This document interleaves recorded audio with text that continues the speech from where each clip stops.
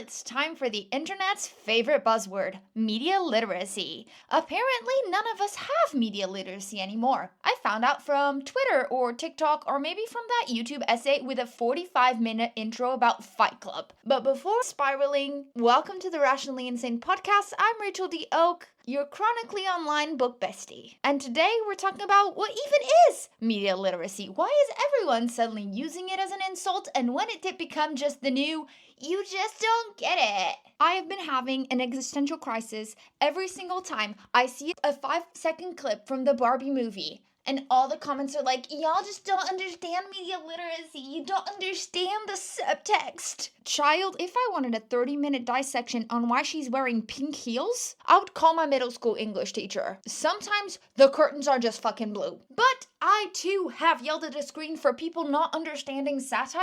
So we probably need to take a step back and cool it down. Starting with defining what is media literacy, and we're gonna put this in my own terms, not like an academic wannabe who read The Secret History by Donna Tartt for the first time and wants to sound really fucking impressive. Can you tell this is getting me fired up? There's this cultural cycle of every couple of months, somebody finds a new word and starts using it on an Instagram comment section. Somebody else sees it, likes it, starts stealing it, and then it's like everywhere. Let's all calm down and understand. Media literacy basically just means understanding how and why a story is made. Not just what's happening in the story, but the reasoning behind it. Why a character might act in a specific way, but also why a director might have chosen a specific cut or a specific lighting or a specific sequence of scenes, right?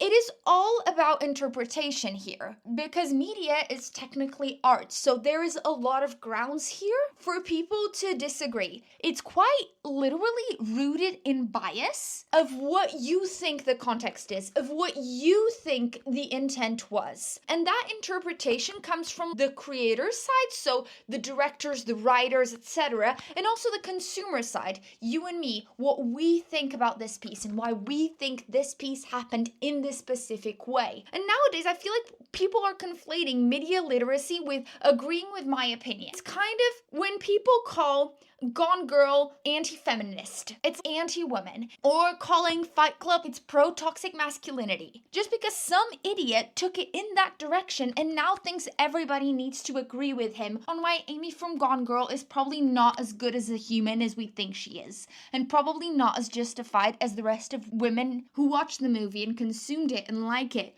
make you think that it is. It is so frustrating to be on the other side of it and realize that it's genuinely just about people not being allowed to have different opinions and not being allowed to have their own taste without that taste being considered crass or idiotic or being simple-minded because you didn't get the specific subtext. Somewhere along the line, media literacy stopped meaning understanding media and started meaning I'm smarter than you because I saw the metaphor. And it's this pseudo-intellectual crap that drives me insane. People just want to sound so freaking deep online. It's so freaking performative. If you look cool, or if you look smart, or if you look like you have money, you're perceived in a certain way. And so everybody wants to be perceived in that way, and online culture really rewards that, and it also rewards an analysis that looks deep. Like the 45-minute video dissecting why Alien Smut is actually a reflection of our current political expectations. Or why Twilight is actually a profound commentary on socioeconomic backgrounds of different classes. Everyone wants to be the first to discover the real message, the real undertone here, even if there is none. And then you have the you lack media literacy insult that keeps popping up whenever you disagree or whenever you say, maybe it's just a simple ass book. Maybe it's just a throwaway line. And you get insulted and you get told, oh, you lack media literacy, which is just shorthand for you need to feel superior to you. So I'm going to use this fancy speak, like therapists speak, to make you feel like you're inferior. And ironically, I feel like the people who weaponize media literacy are the ones who often lack the most amount of empathy. They are seeing critique as a badge of intellect instead of curiosity. Critique is quite literally your opinion. It's the reason we have so many music journalists or so many book journalists or so many different rankings to figure out, does the vast majority of people agree that this book is good, or does the vast majority of people agree that this movie is bad? Because we cannot, as a society, all agree on one thing, especially when it comes to art, because it comes down to our own emotions and our own experiences, and then it gets reflected on how we consume. And you see this like pseudo-intellectual BS happening everywhere, like book talkers who are dissecting romance tropes like they're writing a PhD paper. Calm down. Or people claiming the satire like The Boys went too far, missing that you're supposed to be uncomfortable when you're watching this show. You're supposed to think that they're taking it too far.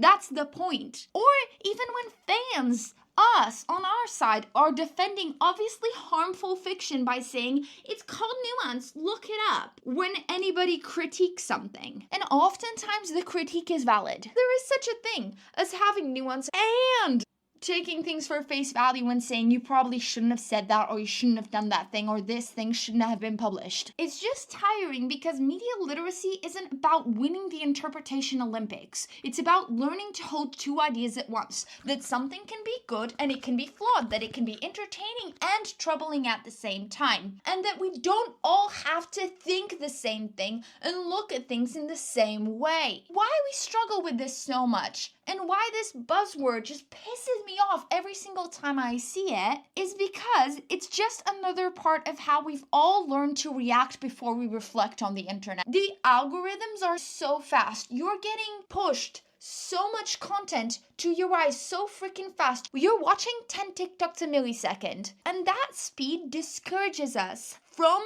ever digging deep enough. Not only that, but even the tone of things that they are presented to us. The YouTuber that sits down in front of a camera for 30 minutes, the TikToker who has a mic and a setup and everything that looks so certain and speaks in this certain tone, is rewarded by the algorithm, and it's rewarded by us as humans who enjoy having somebody with certainty guiding us and telling us where to go. So the reason why I'm making this podcast and I'm speaking in this fast tone of boom, boom, boom, I do it because I'm passionate, but it also translates on the other side of, oh, okay, she's certain of the direction that she's going, and therefore maybe I should listen. And while social algorithms are rewarding this sort of outrage as opposed to actual genuine curiosity, media literacy, as in true media literacy, not whatever we're spewing in the comments, requires us slowing down, which the online attention economy hates. If you're in TikTok headquarters or Instagram or Snapchat, you want people to consume as much as your content as possible, because the more content you consume,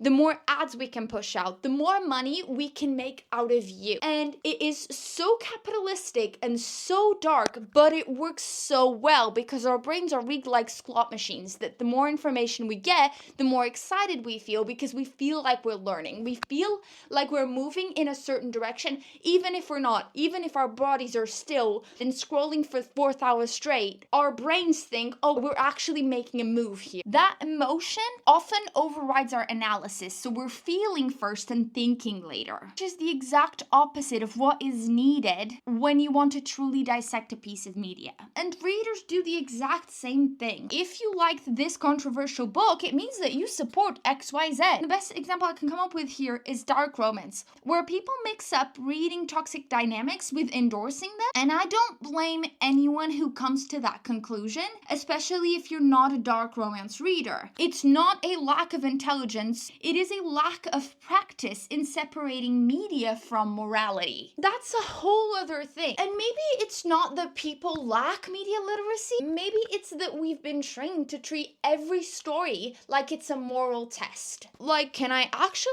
enjoy this specific anime, or because these characters do this thing, maybe I shouldn't. Should I tell people that I enjoyed this book, or will everybody assume I'm this specific way just because I like this specific theme? And it's so hard to just slow down and realize that media literacy isn't about being right. It's about consuming responsibly. You can enjoy messy stories, messy books, controversial video games and movies, and still recognize that they are messy, that they are controversial, that these specific scenes and these specific people and these specific actions are wrong in a normal day-to-day setting. The healthiest consumers, whether that's a reader, a viewer, or a gamer, are the ones who can love something and critique it at the same time. You enjoying a stalker dark romance book does not mean that you don't see the issues with the dynamics. You enjoying a movie that has a problematic age gap does not mean that you're endorsing it and saying, yep, let's keep this going in the real world. And if you have the ability to play in both those spheres, to see those two things happening at the same time and holding them, then you're in a much better place than 99% of the people. And what if instead of accusing everyone of lacking media literacy, we actually taught each other how to talk about media with curiosity? I don't know if it's my algorithm, the way that it's set up, but there's always some drama every single month that my YouTube latches onto, and when I open it up, there's like 50 videos of it. And some examples of it were, I was getting fed a lot of Book Talk is Ruining Literature a couple of weeks back. Then I went through a week of just